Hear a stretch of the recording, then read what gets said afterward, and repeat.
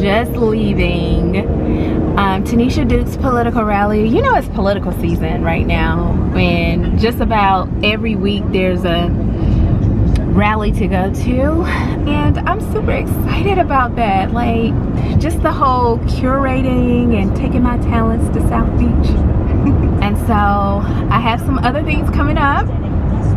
I hope to be able to connect with Women for Biden. I'm a part of that collective. However, connect with the actual organizer of that, because I have this stellar idea. Like, you don't even know.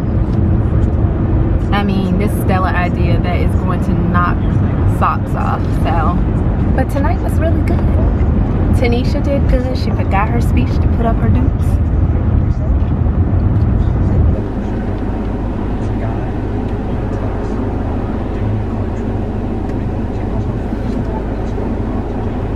I had said to myself I wasn't gonna stay for the whole, well, the rally was over, so I ended up staying for the whole rally. But y'all know, well, at 7:49 I'm in the bed.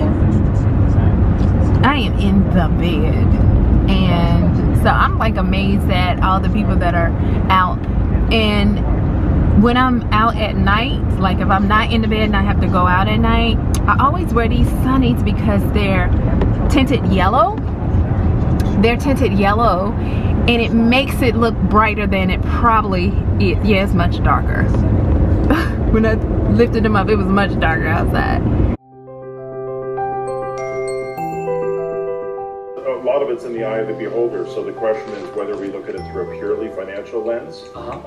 If you're living your mission and you're fulfilling it, and that is creating value, financial or otherwise, that is absolutely one definition of success. What I mean to say